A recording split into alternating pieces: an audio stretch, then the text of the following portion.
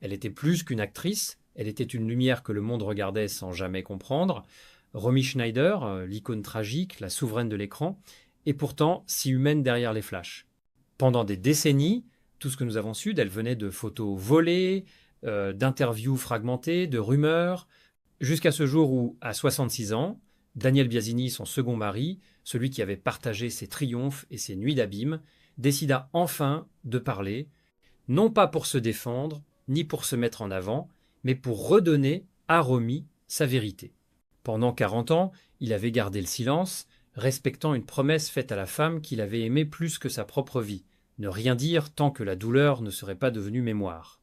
Et cette mémoire aujourd'hui, il la confie au monde. Dans ces mots, Romy n'est plus une légende consumée par le malheur, mais une femme blessée par la vie, courageuse, vibrante, incapable de tricher avec ses émotions. Elle n'a jamais su vivre à moitié, murmure Daniel dans sa voix douce et fatiguée. Elle aimait jusqu'à s'oublier. Elle souffrait avec la même intensité. C'est pas un témoignage de scandale, mais un acte d'amour. Dans ses souvenirs, il reconstruit le fil déchiré d'une existence trop courte, marquée par les contradictions, la gloire et la solitude, la beauté et la peur, la maternité et la perte. Romy, pour lui, n'était pas une star, mais une âme. Il se souvient de son rire franc, de ses colères soudaines, de cette façon qu'elle avait de marcher pieds nus dans le jardin de Saint-Tropez, comme une enfant échappée d'un rêve. Le monde la voulait parfaite, il l'a connue fragile, et c'est cette fragilité, dit-il, qui la rendait inoubliable. Son silence brisé n'est pas une confession tardive, mais une transmission. Il ne cherche ni la pitié, ni le sensationnel, seulement la justice du souvenir. J'ai longtemps cru qu'il valait mieux se taire, avoue-t-il. Mais quand j'ai vu ce qu'ils ont fait d'elle, j'ai compris qu'il fallait parler. Alors il parle calmement, sans rancune, et derrière ces mots se dessine une vérité simple. Romy n'était pas un drame, mais une vie. Une vie que le monde avait transformée en tragédie pour mieux la consommer. Et maintenant, c'est lui qui raconte. L'homme de l'ombre, celui qui avait tout vu, tout porté, et qui pour la première fois ose dire ce que personne n'avait su entendre. L'amour derrière le mythe, la tendresse derrière le chaos. Leur histoire commence dans un décor de cinéma, là où les vies réelles se croisent avec la fiction. En 1973, sur le tournage du film Le train de Pierre Granier de Fer, Romy Schneider est déjà une légende européenne, adulée, épuisée, auréolée de gloire, mais rongée par la solitude. Lui, Daniel Biasini, n'a que 24 ans. Jeune franco-italien, discret, au regard clair et attentif, il n'est encore qu'un attaché de presse débutant, invisible parmi les techniciens. Le destin, capricieux, les met face à face, et tout commence dans un silence. Elle m'a regardé comme on regarde quelqu'un qui comprend sans parler, racontera Daniel plus tard. Romy revenait alors d'un mariage dévasté avec Harry Meyen, un dramaturge allemand dont la violence psychologique l'avait laissé en morceaux. Elle luttait pour la garde de son fils, David, et portait sur ses épaules un monde de blessures et de jugements. Daniel, lui, offrait ce que personne n'osait lui donner, la paix. Au début, leur relation fut strictement professionnelle. Il organisait ses rendez-vous, filtrait les appels, préparait les interviews, mais très vite il devint davantage qu'un simple assistant. Il devint un point fixe dans l'univers chaotique de Romy. Je me souviens d'elle le soir, rentrée du tournage, fatiguée au point de ne plus parler, dit-il. Elle se contentait de s'asseoir, de fermer les yeux. Je lui apportais du thé. Elle me disait juste merci, et cela suffisait. Peu à peu, un lien invisible s'installa. Romy, qui se méfiait de tout le monde, se mit à lui faire confiance. Elle riait de nouveau. Elle osait s'endormir sans peur. Dans la lumière des plateaux, elle redevenait la star. Dans la pénombre de l'appartement qui lui trouva rue Bonaparte, elle redevenait femme. Ce fut une lente naissance d'amour, sans promesse ni éclat, juste une tendresse grandissante, faite de regards et de silences partagés. Lui ne cherchait rien. Elle, sans le vouloir, trouva tout. Avec lui, je me sens jeune à nouveau, confia-t-elle à une amie. En décembre 1975, ils se marièrent en toute discrétion à Berlin-Ouest, loin des journalistes, loin du vacarme. Ce jour-là, Daniel ne vit pas une star devant lui, mais une compagne fragile qu'il voulait protéger. Il n'avait pas prévu d'aimer une icône, mais il tomba amoureux d'une âme. Leur union semblait improbable. 11 ans les séparaient, deux univers les opposaient, Mais c'est dans cette différence que naquit leur force. J'étais son ancre, dit Daniel simplement. Et, dans la tourmente de Romy, il fut aussi son abri. Les premières années de leur mariage furent baignées d'une douceur inattendue. Pour la première fois depuis longtemps, Romy Schneider semblait heureuse, presque apaisée. Après tant de blessures, elle avait enfin trouvé un équilibre fragile entre la vie publique et la vie intime. En 1977, la naissance de leur fille Sarah fut un miracle. Quand elle l'a prise dans ses bras, raconte Daniel, j'ai vu son visage s'illuminer d'une lumière que je ne lui connaissais pas. Romy riait, chantait, cuisinait. Les tabloïds la disaient toujours instable, mais Daniel savait. Elle était simplement vivante. Leur maison entre Paris et Saint-Tropez respirait la simplicité. Pas de fêtes mondaines, pas de champagne, seulement des promenades au bord de la mer, des repas partagés, des moments suspendus où Romy redevenait celle qu'elle avait été avant la gloire. Avec Sarah et David, le fils de son premier mariage, elle retrouvait la tendresse qu'elle croyait perdue. Daniel se souvenait d'un après-midi d'été où ils jouaient tous dans le jardin, le soleil éclatant sur les cheveux blonds de David. C'étaient les plus belles années, murmure-t-il aujourd'hui, mais la lumière n'efface pas les ombres. Derrière la joie, les fissures commençaient à apparaître. Le cinéma exigeait tout d'elle, son temps, son énergie, son corps. Daniel, de son côté, poursuivait sa carrière d'écrivain et de journaliste. Il s'éloignait, sans s'en rendre compte. Nous courions chacun après quelque chose, admettra-t-il. Elle, son art, lui, sa liberté. Et au milieu, leur famille qui se désagrégeait lentement.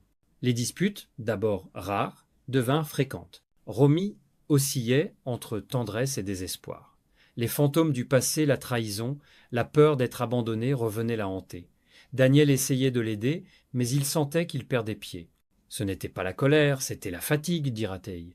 En 1981, après 6 années de passion et de douleur, ils divorcèrent dans le silence. Pas de cris, pas de haine. Seulement 2 êtres à bout de souffle. Romy garda son élégance, même dans la rupture. Elle écrivit à Daniel une lettre brève. « Merci pour m'avoir aimé quand je ne m'aimais plus. » Il la relut 1000 fois. Et, malgré la séparation, un fil invisible les liait encore, celui d'un amour qui ne meurt jamais vraiment, même lorsque la vie s'en va dans une autre direction. Pour le monde, ils étaient plus qu'un couple brisé. Mais pour Daniel, elle restait la femme, pas la star, celle qu'il avait tenue contre lui quand tout s'effondrait. Et cette conviction, il ne la perdra jamais. L'été 1981 porta en lui une tragédie que nul cœur ne pouvait supporter. David, le fils de Romy âgé de 14 ans, mourut accidentellement dans les bras de Daniel. L'événement marqua à jamais leur vie et transforma leur amour en un champ de ruines silencieuses. Ce jour-là, tout bascula. David passait les vacances chez les parents de Daniel, dans une maison tranquille en banlieue parisienne, un lieu d'enfance et de paix. Un après-midi, il oublia sa clé et tenta d'escalader le portail, comme il l'avait déjà fait tant de fois. Mais cette fois, son pied glissa. Une pointe de fer lui transperça la cuisse. L'artère fémorale sectionnée, le sang jaillit.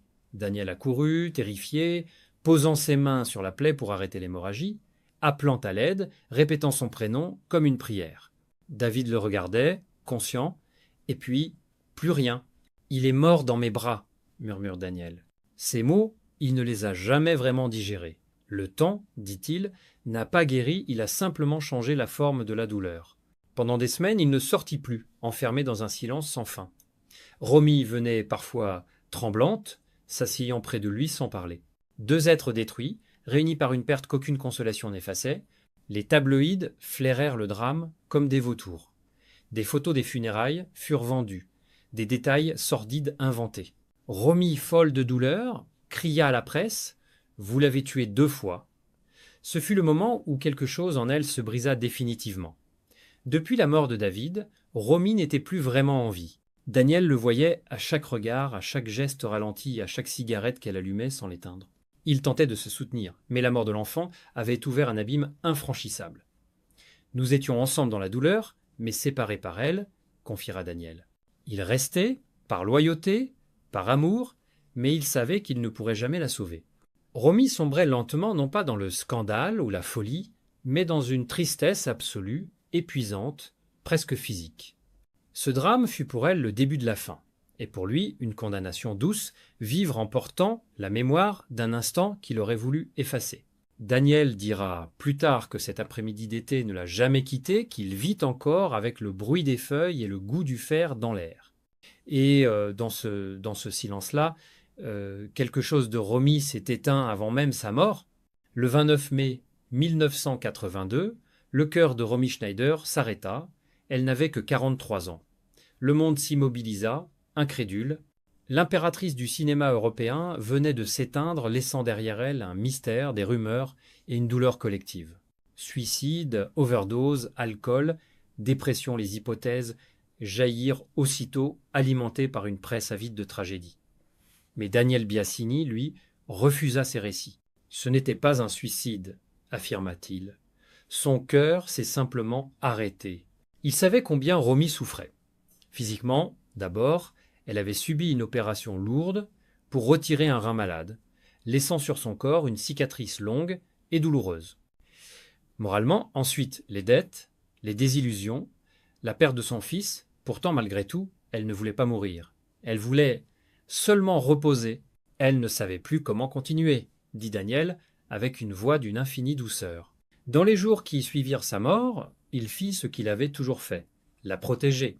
Il organisa les funérailles dans la plus grande simplicité. Il veilla à ce que leur fille Sarah soit tenue à l'écart des caméras. Et quand Alain Delon, son ancien grand amour, resta assis des heures près du cercueil, Daniel ne dit rien. Ils appartenaient l'un à l'autre d'une manière que je ne pouvais pas toucher, confiera-t-il plus tard. Il n'y avait ni jalousie ni colère, seulement un respect silencieux entre deux hommes unis par la même femme.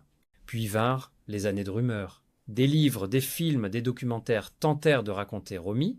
Certains la réduisirent à une figure tragique, détruite par la célébrité. Daniel, blessé, sortit enfin de son mutisme pour défendre sa mémoire. Ils ont voulu faire d'elle une caricature, dit-il. Mais elle n'était pas brisée. Elle riait, elle aimait, elle espérait encore.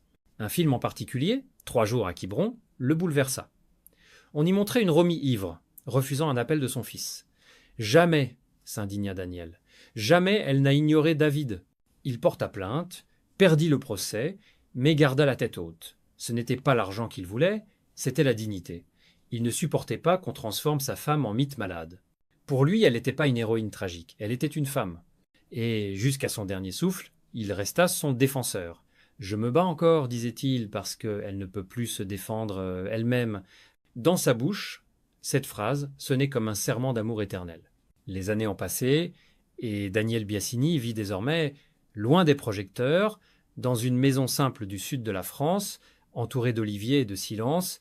Sur son bureau, quelques photographies demeurent. Romy, souriante, tenant la petite Sarah dans ses bras, David, jouant dans le jardin, et plus récemment, sa petite fille, Anna Rosalie, le visage éclairé du même éclat tendre. Daniel s'est remarié en 2003 avec Gabrielle, une écrivaine discrète. Leur union est sereine, mais nul ne peut ignorer la présence invisible de Romy dans la maison. Elle vit encore dans les mots qu'il écrit, dans les gestes qu'il répète, dans la manière dont il prononce certains souvenirs avec précaution.